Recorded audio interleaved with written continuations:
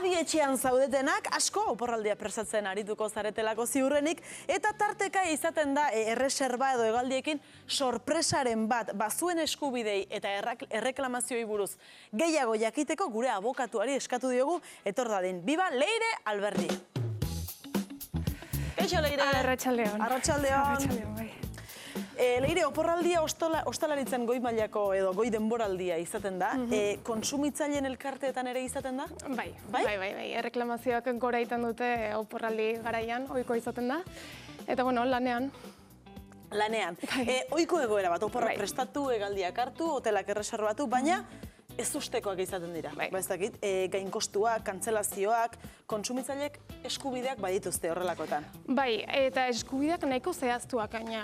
Hegazkinei dagokienez, hemen Europar Batasunen badago erreglamentu bat oso zehatza dena, eta bidaiarien eskubideak argi eta garbi zehazten ditu kasuistika ia guztietan.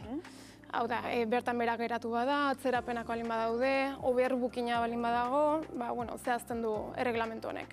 Asteko demagun beraz hegaldi bat daukagula, bai? Eta azken orduan bertan bera geratu da. Bezeroaren eskubideak zeintzu dira? Hemen ikusi behar dugu, eskubide oinarrizkoak, hau da, beti hor egongo direnak, lehenik eta bain dago laguntza eskubidea deitzen dena. Hau da, guk aeroportura iritsi eta batean hegazkina bertan bera geratu da eta hegaldia ezin dugu egan egin. Informazio jasotzeko eskubidea, deiak egiteko eskubidea, korreo elektronikorako sarbiderako eskubidea ere. Bai. Era berean, demagun gaua pasa behar dugula, ostatu eskubidea, garraio eskubidea, hori izango litzateke laguntza eskubidea. Eta gero noski, bertan bera geratu bada, dirua, txartel horren edo tiket horren dirua itzultzeko eskubide ere badugu noski, edo kasu batzuetan konpainiak ere aukera ematen digu, begira, beste bidai bat jarriko dizugu, ahalik eta azkarren, zure helmugara iritsi zaitezen. Alara hainbeste eskubide dauzkagula jakin ere ez dugu. Kasu horretan, aeroporturat hori gertatzen denean, zer egin behar dugu, zenbat orduko tarte daukat eskubide horiek erreklamatzeko. Eta justu hortxe konpainien nolabait bete beharra da horixe bera egitea. Hau da, bertan bera geratu balin bada, bidaiari guztiei esan hauek dira zuen eskubideak eta hauek dira jarraitu beharko pausoak. Neri ez usteak gertatu zaizkit, onak eta txarrak. Pare bat aldiz gertatu zait, nik txartela arrunta izan, eta heldu, eta esan, hor ez daukagu lekua, zoaz lehen klasera. Hori gertatu zaizu, Gertatu zait bita. Hori uste duen pelikuletan bakarri gertatu zaizu. Eta bat, gainera, Chicagora hegaldia. Esan nahi dut, hegaldi luzea. Sekulako, Txampaineta guzti edo. Txampaineta guzti.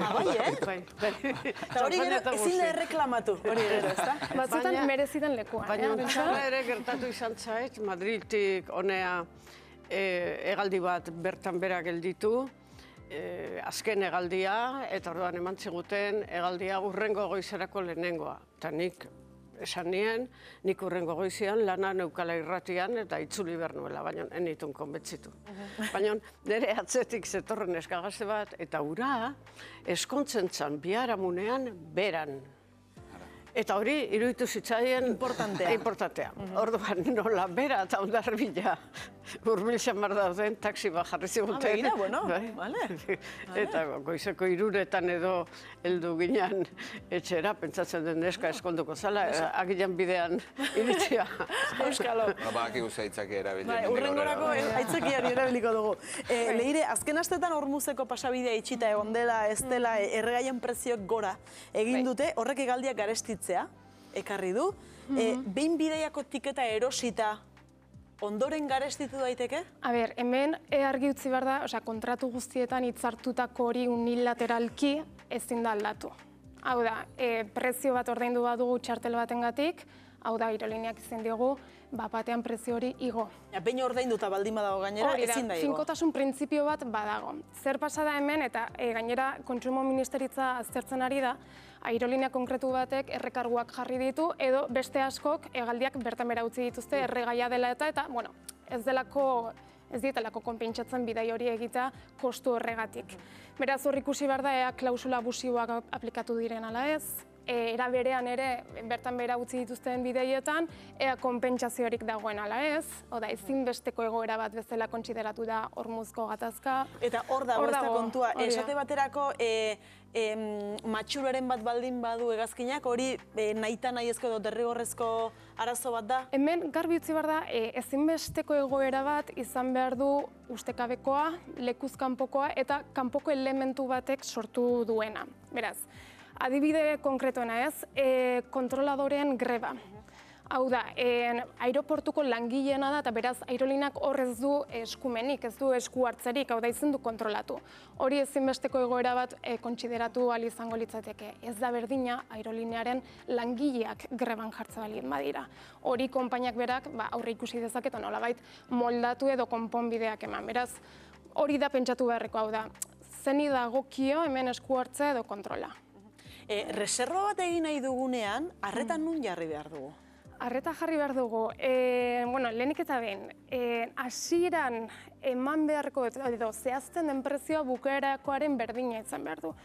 Eta hau zergatik diot, maletekin ere iskanbila handia sortu delako azken esan dezagun urteetan. Hemen, zer pasatzen da? Gu tiketa interneten erosten goaz, eta azken momentuan errekarguak, gehigarriak, eta askotan gertatzen diren ez usteko edo sorpresa horiek, ez? Egia da, azken hilabete honetan, eta baliteke berriak egotea Europar Batasun mailan nolabait gatazka hau konpondu nahi da juridikoki. Zer esan nahi du? Europar Batasunak adostu nahi du gutxieneko edo prezio minimo horretan eskuko maletak barruan egon behar duela. Defektuki eskuko maleta barruan egon behar du, eta ondoren guk erabakitzen badugu motxilarekin soilik bidaiatu nahi dugula, orduan aplikatu deskontuak. Ados? Alderantzizko hori da, alderantzizkoa.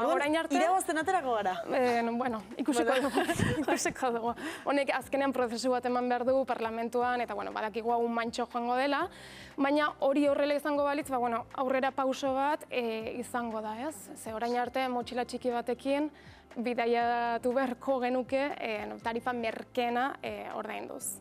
Beraz, ikusiko dugu, aber ze pasatzen den. Etiketak erostearen askotan izaten da oso estresantea, gaina bakizu aurrenekoan probatu prezioa ikusi eta ondoren itzultzen zaren igual garestiago dela, orduan erosi nahi izaten du batek, gero komisioak eta horrelako gauzak ere igotzen pixkanaka joaten dira eta oso estresantea da egia esan. Egia da, tarteka, mesfidantza ere sortzen duela, ez da? Hasten gara erosten zuk esan duzuna, berriz begiratzen duzuna garestiago dago.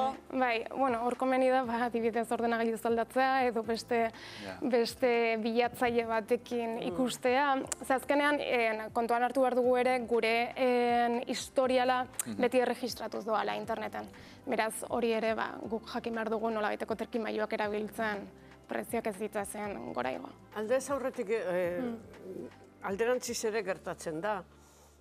Zuk hartzen duzu aurrerapen handirekin txartel bat bidai bat egiteko, edo beste batek hartzen du 2 egun falta direnean. Eta orduan merkeago da 2 egun falta direnean, gertatzen da. Guandikan lekua daukatelako. Hor joku hori, tirabira hori nola gobernatu beste kontu bat da. Erabat. Leire, edozein modutara ere, kezkaren bat edo galderaren bat izango bagenu, kontsumitzaileen elkartera jo behar dugu? Nik lehenengo gomendioa, egoera honetan aurkituko baginake aeroportuan bertan, joan lehiatiera eta informazio eskatu, zuzenean. Edozein zalantza argitzeko, ondoren beti gomendatzen duguna gorde etiketak, gorde aparte egindako gastu guztiak horiek ondoren erreklamatzeko. Eta gero atzerapenekin ere, kontuan izan, atzerapen handiz iritsiko bagina. Zer da handia? 3 ordutik aratago, bai? Erraldoia. Konpentsaziorako ere aukera izango genuke. Hau da, hor dago jokoa, konpentsatu ala ez, eta hor egiten dute azkenean indar aire konpainia gehienek. Leire Alberdi, eskerrik asko, zure gomendioekin oporretara joango gara oso urruti da. Eta ea itzultzen garen hori da bestea, Leire, eskerrik asko. Esker ongi izan.